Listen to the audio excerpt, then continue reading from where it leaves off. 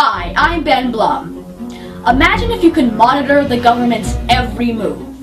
Imagine if you had access to the government's private, classified documents. If the government ever found out about this, you would be subject to arrest and prosecution under federal laws. In reality, the United States government has been spying on ordinary citizens for years, which is both illegal and unconstitutional.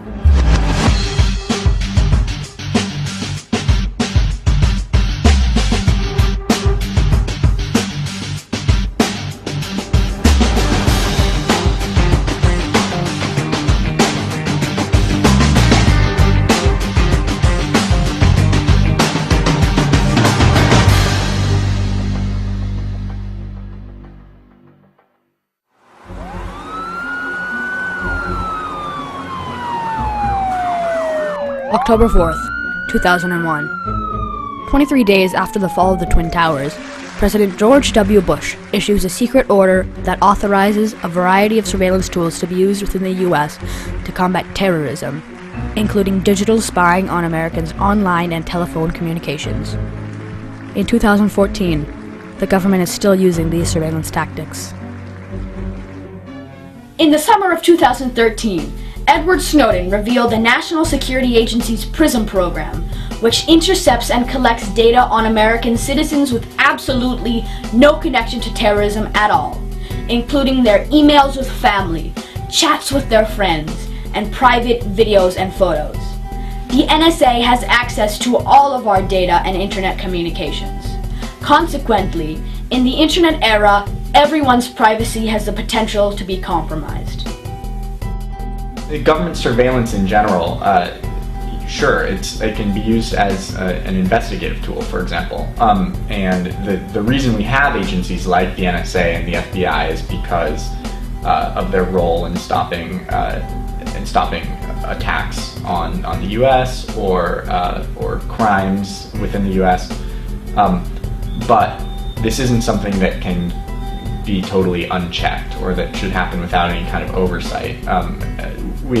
Of course, there are pros and cons, but it's up to the American people to decide what sort of surveillance is being done and whether those pros outweigh those cons. We found through electronic surveillance that they were actually in the initial stages of plotting to bomb the New York Stock Exchange. In testimony before a mostly supportive committee of Congress, the FBI's number 2, Sean Joyce, said tapping into the email of an al-Qaeda leader in Yemen led them to this man in Kansas City and then 2 other Americans prepared to attack in 2008.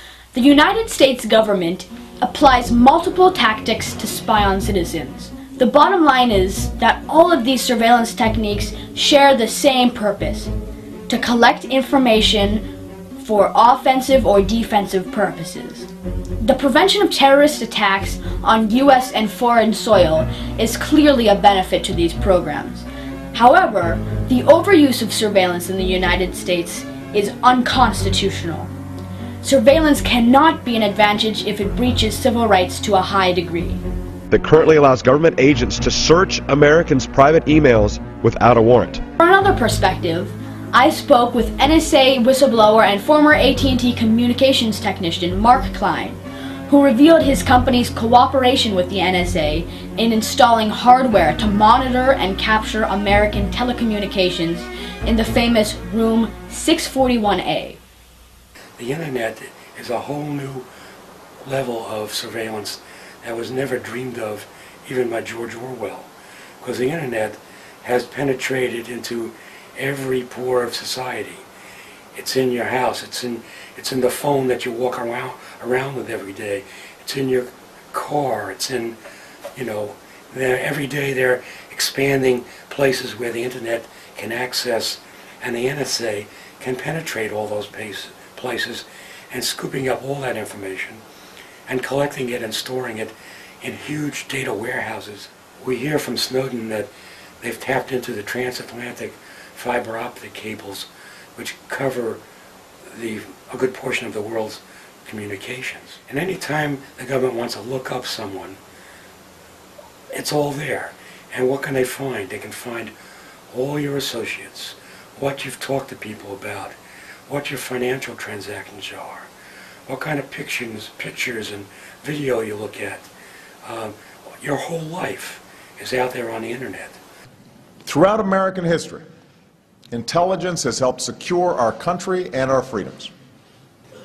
U.S. intelligence agencies were anchored in a system of checks and balances, with oversight from elected leaders and protections for ordinary citizens. Government surveillance is a crucial issue that Congress must address in 2014.